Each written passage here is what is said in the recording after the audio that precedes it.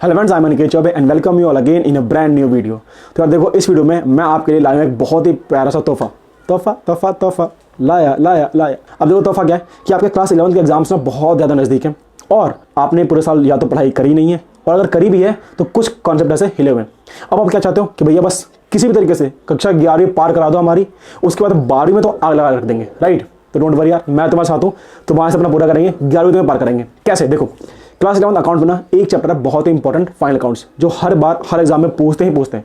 अब अगर आपका टारगेट है एग्जाम में पास होना, तो आपको अकाउंट्स में आपको बहुत अच्छा स्कोर 8 से 10 नंबर का स्कोर सिर्फ इसी चैप्टर से मिल जाएगा, राइट? और अगर आप चाहते हो कि आपके अकाउंट्स में बहुत अच्छे नंबर आए, तो भी आपको चैप्टर करना ही पड़ेगा, क्योंकि एग्जाम में इसका क्वेश्चन आता ही आता है। अब इस चैप्टर में दिक्कत क्या है कि इस चैप्टर में बहुत सारी एडजस्टमेंट्स हैं। कई बच्चों को उन एडजस्टमेंट को समझने में बड़ी दिक्कत आती है, बहुत ही कंफ्यूजन लगती है, राइट?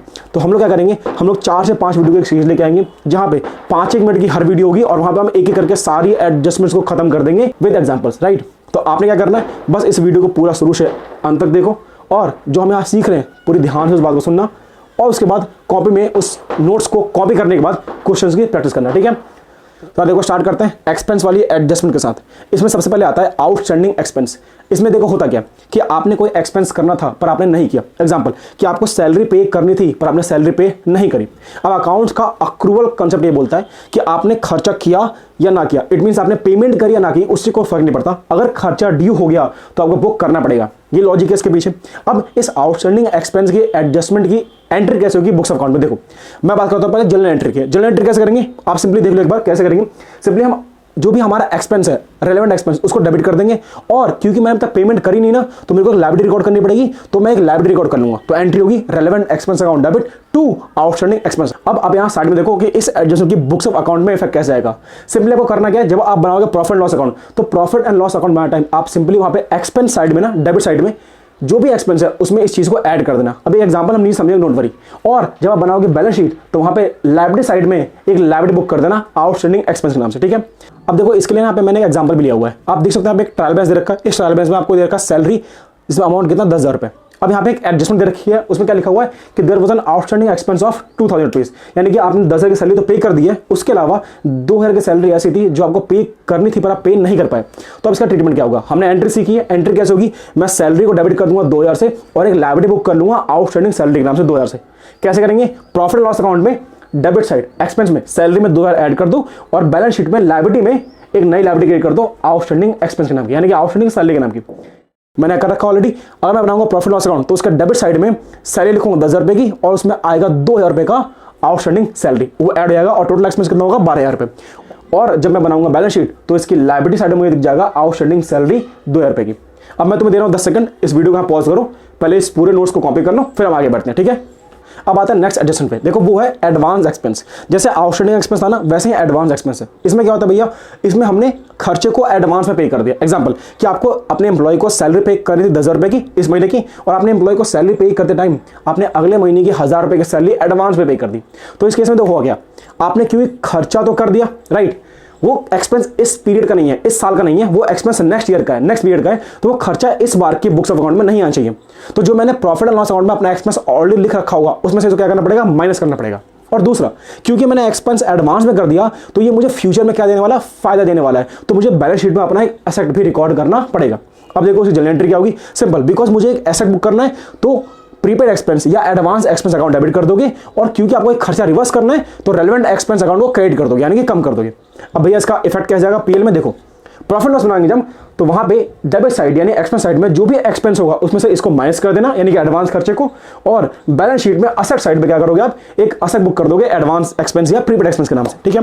तो देखो, इसके लिए एग्जांपल भी है, ये ट्रायल बैलेंस, यहाँ पे लिखा हुआ सैलरी 10,000 रुपए की है, और यहाँ पे एक एडजस्टमेंट रखी है, उसमें क्या लिखा हुआ है कि ये सैलरी पे हमने 1,000 रुपए एडवांस पे कर रखे थे। तो इसका ट्रीटमेंट कैसे होगा? सिंपली जब मैं बनाऊंगा प्रॉफिट एंड लॉस अकाउंट, तो वहां पे डेबिट साइड यानी एक्सपेंस में सब सैलरी लिखूंगा 10,000 रुपए की, और उसमें से माइनस कर दूंगा 1,000 रुपए in the name of advance salary. और जब बनाऊंगा बैलेंस शीट, तो बैलेंस शीट में असेट साइड में एक असेट आ जाएगा प्रीपेड या एडवांस सैलरी के नाम का, कितने रुपए का, 1,000 रुपए का, राइट? तो ये रही हमारी एडवांस एक्सपेंस वाली एडजस्टमेंट। आप देता हूं 10 सेकंड, वीडियो को पॉज करो और इस पूरे को नोट कर लो एक बार, ठीक है? अब बढ़ते देखो अगली एडजस्टमेंट, वो है इनकम वाली, ठीक है? जैसे एक्सपेंस में आउटस्टैंडिंग होता है और एडवांस होता है, वैसा ही इनकम में आउटस्टैंडिंग होता है और एडवांस होता है। तो सबसे पहले देखो हम करने वाले हैं आउटस्टैंडिंग इनकम। इसमें देखो सीन क्या है कि ये पैसा मुझे मिलना था पर मिला नहीं। एग्जांपल कि आपके पास एक बिल्डिंग थी, आपने वो बिल्डिंग रेंट पे दे रखी है, आपको महीने का 10,000 का रेंट मिलता है, ठीक है।